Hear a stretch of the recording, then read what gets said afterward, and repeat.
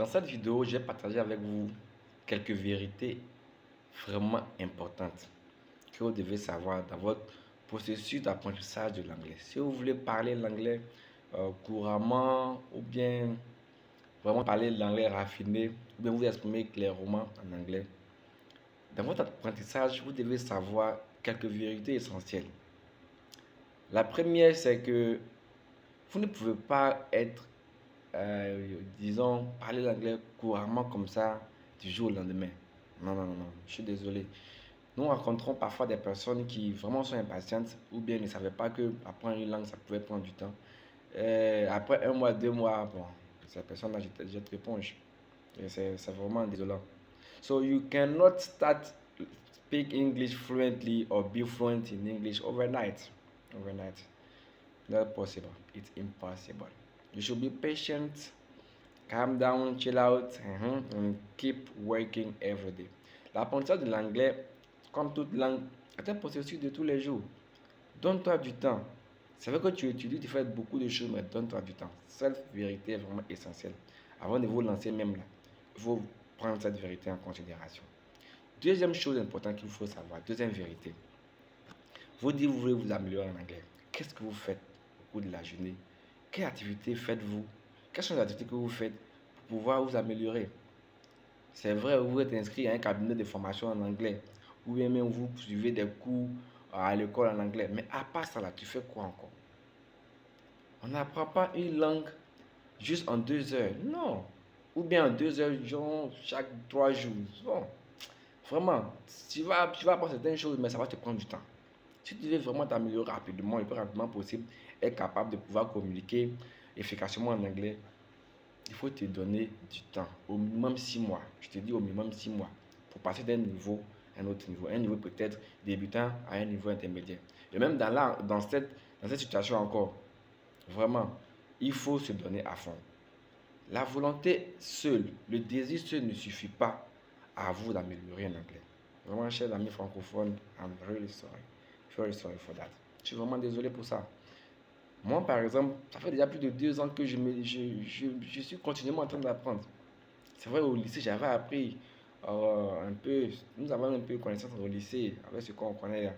Mais ça ne suffit pas. Quand j'ai décidé d'apprendre l'anglais, en 2023, j'ai décidé de me lancer.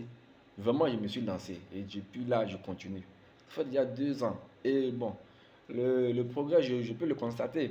Et il y a encore du chemin à faire. Mais calmez-vous, les gars. Calmons-nous.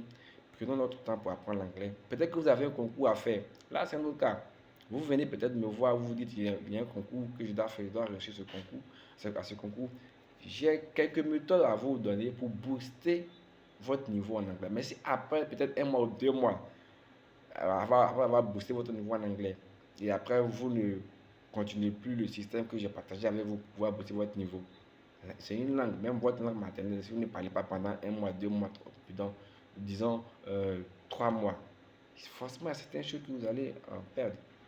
Donc, deuxième vérité à savoir, il faut vous donner du temps pour apprendre l'anglais. Il faut pratiquer l'anglais chaque jour. La troisième chose, il faut avoir un bon système de formation d'anglais. Les deux dernières vérités sont liées. Il faut faire l'activité, mais avoir un système. Au début, tu peux te lancer et faire beaucoup d'activités, lire, écrire, écouter des podcasts, regarder des films en anglais. Mais tout ça, si ce n'est pas bien organisé dans un système, à un moment, vous serez submergé, vous allez jeter l'éponge. Alors que si vous prenez le temps de faire un emploi du temps avec des activités que vous devez faire chaque jour, des activités simples, pas trop compliquées, peut-être des vidéos de 10 minutes en anglais à regarder, des livres que vous devez lire, un livre peut-être en anglais, une page par jour, vous lisez à haute voix, ou bien vous enregistrez comme je suis en train de le faire, vous faites une vidéo, ou bien même vous enregistrez votre voix avec des phrases, vous faites raconter ce qui s'est passé au cours de la journée, ou bien décrivez certaines choses en anglais. Des petites tâches comme ça à faire par jour. Si vous le faites, à la longue, ça va créer une bonne habitude d'apprentissage. Et vous devez rester fidèle à cette habitude. Je vous dis, par expérience, même avec le système, un bon système, avec qui va vous permettre d'avoir de bonnes habitudes, même avec ça encore, il peut arriver un moment où vous perdez la volonté d'étudier. Ça arrive. Mais il faut que votre volonté ait une bonne base. Pourquoi aimeriez-vous apprendre l'anglais? Il faut être bien fixé. Donc, dans votre plan, votre programme d'apprentissage de l'anglais, écrivez ce pourquoi vous voulez apprendre l'anglais. Ce n'est pas facile d'apprendre l'anglais, c'est pas facile.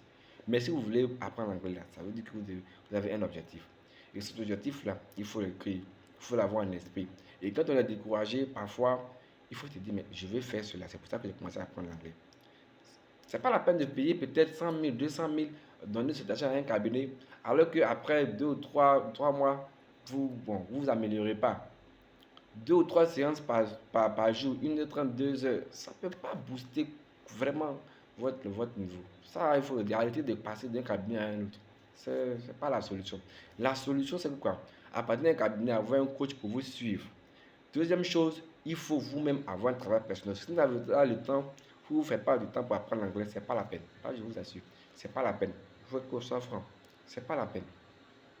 Donc, c'est vrai, vous êtes inscrit à un cabinet de formation d'anglais, peu importe lequel. Vous avez un coach peut-être personnel qui vous suit.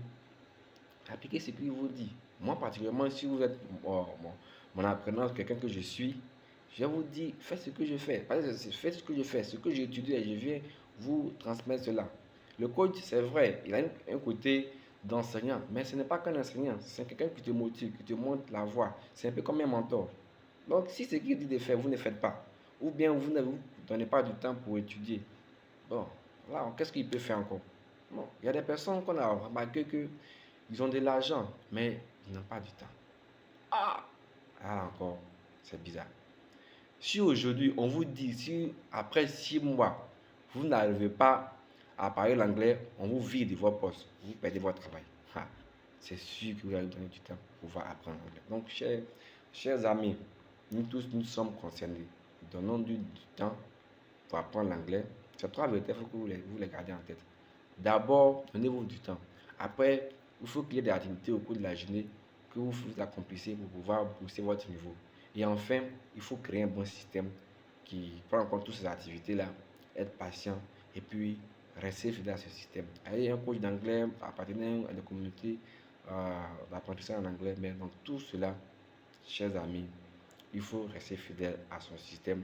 C'est que vous pouvez le modifier de temps en temps, mais il faut toujours faire quelque chose. Moi, particulièrement, chaque jour, je dois apprendre quelque chose en anglais. J'étudie quelque chose en anglais. Soit c'est une vidéo que je regarde en ligne, soit, par exemple, tous les jours, je dois lire au moins une page de mon livre en anglais. Des livres de motivation, des livres qui m'intéressent. Voilà.